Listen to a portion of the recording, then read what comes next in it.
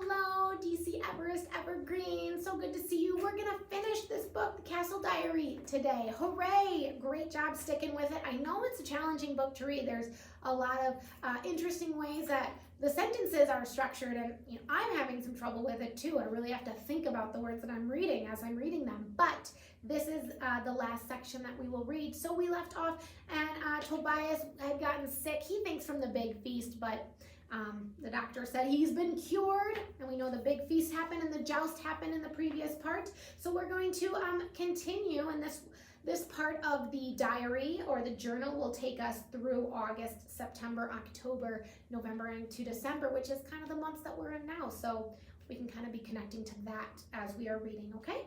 August 16th, Thursday. Today I am much mended, though my arm still pains me, not a little. Or still pains me not a little. It's written. I really have to think about what I'm reading as I'm reading it. I cannot think how bleeding someone helps to cure them. 'Tis my belief I am recovered in spite of Dr. Leach's treatment rather than because of it. I would agree with you, Tobias. August 24th, Friday. Though I am now full recovered, I did this morn feign illness. The day was bright and clear, and after so much time indoors, I had no heart for spending more in dull schooling. While my cousins and the other pages were at their studies, I slipped out and walked along the riverbank towards the forest. The wheat stands high and yellow in the fields, for reaping or harvesting of the wheat will soon begin. At first I saw no one and had only the skylarks and rabbits for company. But then I spied some sudden movement in the distance and, being curious, made haste to find out what it was. When I drew closer, I spied a man lying on the riverbank. He was now perfectly still, gazing into the water. His hand was in the water too, and near it a fish stirred. The fish swam right up to the man and over his hand. Suddenly, the silence ended, and all was splashing as the man hurled the flapping fish onto the bank. So the guy's catching fish with his hands. The poacher, for such I guessed he was, sprang to his feet and then saw me. He looked at me and I at him. We too looked at the fish, which thrashed on the grass. He stopped and picked up the wriggling fish, and swinging it by the tail, brought its head down on a tree stump. The fish went still, and he laid it down next to another one. "Thou hast not seen me, hast thou, boy?" he growled. I did not understand him, and said nothing.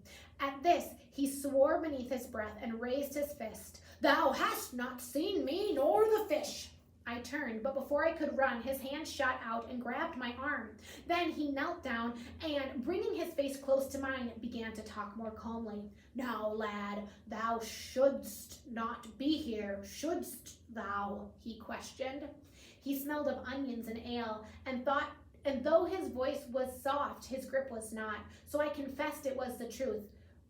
"Well then," he said, "you keep us meeting here a secret, and so shall I. Agreed?" I wished he would let go of my arm, so I promised I'd say nothing. When his grip slackened, I burst free and hurried back to the castle. So this guy was kind of not supposed to be fishing, but Tobias also wasn't supposed to be away from the castle, so they were both doing something wrong, so they were like, let's just not talk about it. August 26th, the Lord's Day. This coming week, the harvesting begins and the castle wheat will be cut. I pleaded with my aunt to let me go into the fields to help, as I do at home. She said at first 'twas not right for a boy of my good birth to work in the fields, but seeing that I craved it, she did bend and bade me tell the reeve that I could join the castle harvest for a day when the work began. August 28th, Tuesday. I asked Oliver about fishing. He told me that all of the fish in the river belong to the castle, not just those in the stew ponds fed by the moat's waters. Poachers steal many fish, he said, and they go to a different place each time, so the water keeper cannot catch them. He said the poachers grill their stolen fish on a single leek leaf, which holds it like a boat. I did not believe him, but when I asked Mark, he swore it was true. August 29th, Wednesday. The villagers hasten or hustle to cut down their own wheat, while the reeve mutters and peers at the skies. For when reeve feels the time is right, they must leave their harvesting and reap the castle wheat instead. So the villagers, they have their own wheat to harvest, but if the reeve, the guy in charge of the field, says, hey, you need to come and harvest the king's or the lord's wheat, they have to leave their gardens and hustle over and do the king's or the Lord's harvesting. Instead, 'tis called a boon, which means my uncle commands the villagers to do his work for nothing. I don't know if that's fair. It is their ancient duty and they cannot refuse. Cook and Brewess both curse, for all those who harvest have a great thirst and hunger. By custom, the castle must feed them and quench their thirst on a boon day. But Mark says 'tis not all work, and there shall be some sport when the castle harvest is done. This is all that he will tell me, and he only smiles when I beg to know more. September 3rd, Monday. The past 4 days being hot, the reeve held off from the boon work to let the wheat dry further before it was cut, but today he would wait no longer. And straight away after Mass, I hurried to the fields. Already many people flocked around. The reeve shouted at them to hasten, for he wanted near 20 acres cut today. The reeve directs the harvest just as he does most other business between castle and village. I saw the poacher I had met by the river. He stepped up to me and said quietly, "Come, lad, I did not mean to frighten you the other day." His voice was gentle, and I was glad to know someone in such a large crowd of strangers. Seeing us talk, Reeve called out, "Oh, David, thou and Toby are unlikely friends." There was much laughter at this, but David clapped me on the back and replied, he offers to bind my wheat this day. So I set to work as a poacher's helper. Everyone worked fast. The reapers bent double, grasping the stalks near the ground before cutting them. David watched me until he saw that I knew how to shake out the weeds and used the stalks themselves to tie up each bundle. Folks passed from time to time to sharpen their sickles, and that's what they're using to chop down the wood, or the wheat, the sickles. Or mop their brow and drink from stone jars. For though the sky was dull, the day was hot, and the work warmed them. At noon, everyone rested and ate. Cook had set out mountains of bread, cheese, and meat on wide boards laid across barrels. All who harvested could eat their fill of castle food and wash it down with plentiful ale. The village folk drained in one day a barrel of ale so large it stood higher than my head. The field in which we worked is 300 long paces across and as many wide, yet no more than 40 men had cut all the wheat by dusk. So they got it all done. When it was done, each reaper took as his right one sheaf of wheat for each half acre he had cut. So they get a little bit of repayment for the work that they've done. David cursed as he lifted his. "This is Mister's pay for such hard work," he said. I asked him what he meant. "Boon work is our duty, Toby lad," he replied. "None does it willingly. Each man has his own strips of land. And to eat we must labor hard. Just when our crop is ready to be cut, so too is the castle's. But we gain nothing from the wheat we cut today, for it feeds the castle folk." And with this, he bade me good night. September 14th, Tuesday. Today ended the boon work. I slipped out to the fields as soon as lessons were over. As Mark had said, there was a game. As the sun was setting, the reeve stood in the middle of the field and tossed a high sickle. With wheat sheaves, we marked a ring as wide as his throw was long. Then Reeve fetched an ewe and set her in the middle of the ring, like a baby cow or a baby sheep, baby livestock. Middle of the ring. David bade me keep still and watch what happens next. If sheep stays, baby sheep, it's a sheep. If sheep stays in the ring until cook crows, the villagers keep her, he whispers. But if she runs, 'twill be to yonder table, and he pointed up at the castle. None dared move save the reeve. He coughed loudly, but it did not frighten the ewe. We had not long to wait, for in any village there are plenty of cocks, and before a moment was out, one called, and the village lad rushed forward to claim their prize. September 5th, Wednesday. My venture in the wheat fields has left me covered in the bits of harvest mites, No. My venture in the wheat fields has left me covered in the bites of harvest mites, and no amount of scratching will relieve the itch. October 10th, Wednesday. While crossing the Bailey this morn, I heard a great commotion coming from beyond the castle walls. I rushed out through the gate and saw a crowd of villagers. In their midst was the reeve, followed by David. Remember, David is that poacher that was catching the fish. Behind them walked the water keeper. In one hand he carried a small fish, and in the other he held a rope which was tied to David's wrists. They walked with difficulty towards the castle gate, for the angry crowd slowed their pace. I saw many that I knew from the harvest. Mark was there too, so I asked him what had happened. Our water keeper is all for locking David up, just for poaching a tiddler from the castle moat. He replied scornfully. He lay in wait all night to catch him, so the water keeper wants to put David in prison, or up in the castle, for getting a fish out of the moat. At this, I swear my mouth must have gaped, for I had thought David's ventures a secret only he and I shared. This made Mark laugh. Didst thou not know? Fie, man, everyone in the village takes fish and hare and pheasant. Thus folk are angry, for they guess the water keeper chose David on purpose to warn the others. October 11th, Thursday. David is locked up beneath the gatehouse tower. Though he is a guest in the castle, he is an unwelcome one and would both starve and freeze if his daughter did not bring food and firewood to his cell. By crouching low, I can peer through a grating and look down into his cell. It is small and cramped and so dark that I can scarce make out his face. It must be damp too, for the moat is hard by, but he complains not. October 22nd, Monday. Still, David is kept within the cell. It seems he must stay there until the castle court meets next month. Small crimes my uncle judges and chooses the punishment, but because David's crime is serious, taking a fish is a serious crime, the king's judge must decide his fate, and he visits the castle only twice a year. November 2nd, Friday. Now the weather is cold and meat does not rot. The stockmen have begun the slaughtering. Pigs and sheep are all slaughtered, save only those that are needed for breeding in the spring. Isabel says, angels eat once a day, men twice, and animals thrice. Even a hayrick the size of the keep would not feed all of our livestock through the winter. November 3rd, Saturday. I watched the pig man kill a hog. First he fed her a bucket of acorns, and with his left hand stroked her back. Privily he held in his right hand a hammer. With this he did strike a blow to her head, while her snout was in the bucket.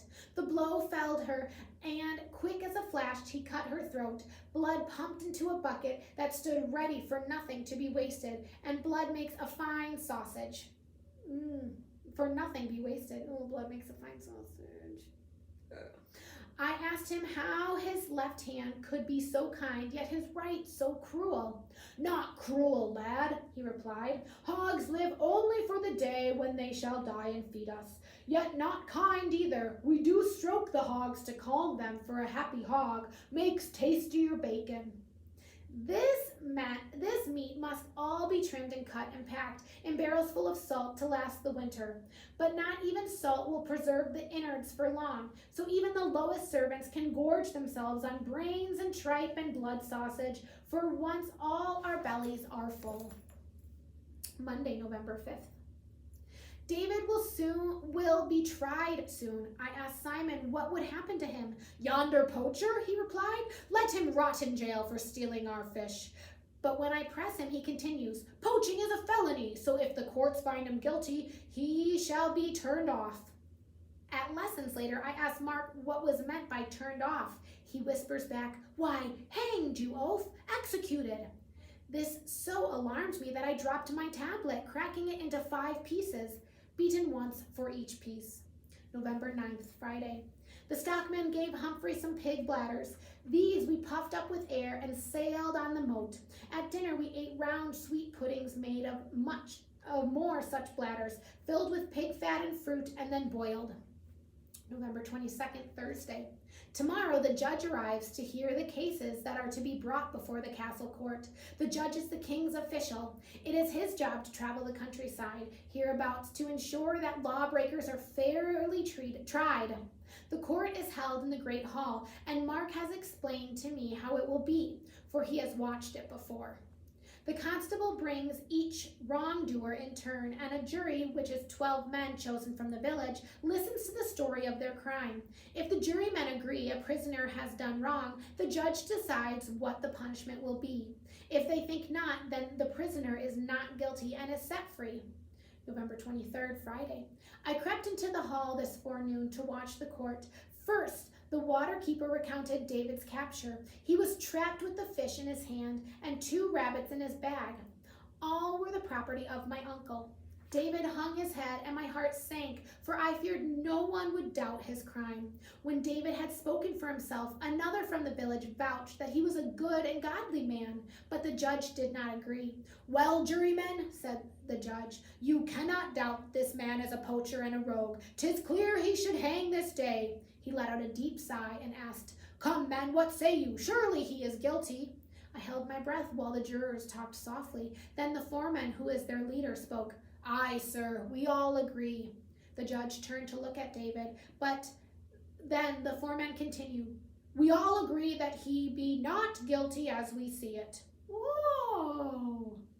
At this, the reeve jumped to his feet and slammed his fist on the table. "Hell's teeth," he shouted. "Shall we never stop these outrages?" The constable scowled at David and jerked his head to show that he could leave. So the jury said, "Nope, David's not guilty. He's fine."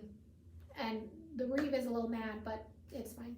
I jumped up for joy to hear that David would be free and rushed to tell Mark. He scoffed. "The judge is an old fool, and the reeve's twice the idiot. The villagers would not send one of their own to the hanging tree, would they? Poacher he may be, but David will never suffer more than a spell in the dungeon." December 7th, Friday. This morn, my aunt told me that my father is coming. He is expected the day after the feast of Saint Stephen, and I am to return home with him to visit my family. I cannot wait to see my mother and sisters again, though. I shall sorely miss my friends here and hope they do not forget me while I am gone. December 19th, Wednesday. Went to cut branches of holly and ivy to hang in the great hall and elsewhere. Mistletoe, too, from the apple trees that grow by the west wall. At first, Chaplain would not let us bring mistletoe into the chapel. "A pagan custom," he called it.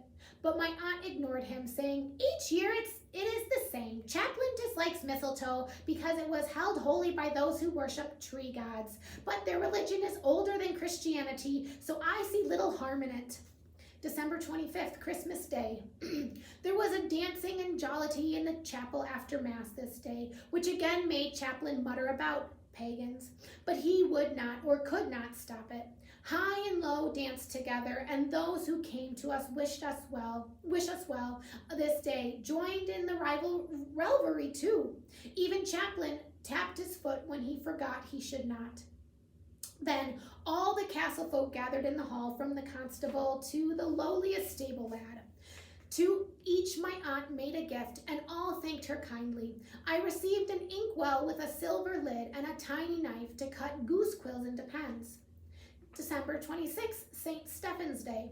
Dinner in the hall today was a grand feast in honor of the saint. To celebrate St. Stephen, they do many things here of which we know nothing at home. Today I learned it is a day for rewarding the castle horses. They are given a special feed and do not work at all, though not even Chaplain could explain why this was.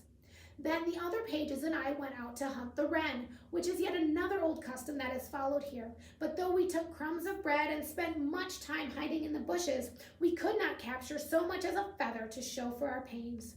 He had a grand snow battle, though, at which Mark and I were clearly the victors. December 27th, Thursday. This day my father arrived, leading a second horse for me. I had been looking out for him from high up in the watchtower, and as he neared, I hastened out to greet him. My father says we shall leave for home early on the morrow, so I spent what was left of the day in making my farewells to my cousin and the many other friends that I have made here. Mark and I looked for David in the village, but though the fire in his house was still warm, we found him not. So Mark will tell him that I am gone. December 28th, Friday.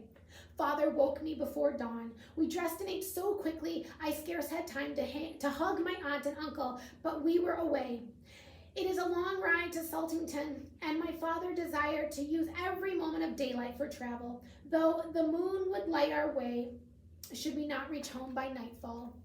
When we had gone some of the way off, I heard the drumming of hoofs behind us. It was Simon hastening after us. "Ho, Toby!" he hailed, and when we had halted, gave me a long, slim parcel wrapped in cloth. "Remember thine archery, cousin," he said. "No bird is safe on the wing so long as thou practice at the butts." With this, he slapped me on the back so hard I near fell in a dike. We said one last goodbye, and he was gone again. Though I did not open my gift until we reached home, I guessed what was inside. As Simon left us, I turned to look back at Strandenborough.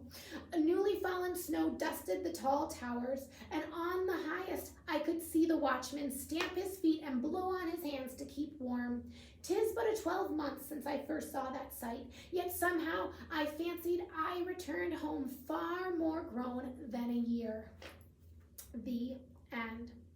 So what's really cool is if you turn to page 96 in your book, you can see kind of the different levels of people in Tobias's world. So that's a cool thing to check out. I hope you guys enjoyed it. I'm sure you're going to do a lot of really cool things with the knowledge from this book. So I can't wait to find out about it. And I hope you enjoy. Have a great rest of your day.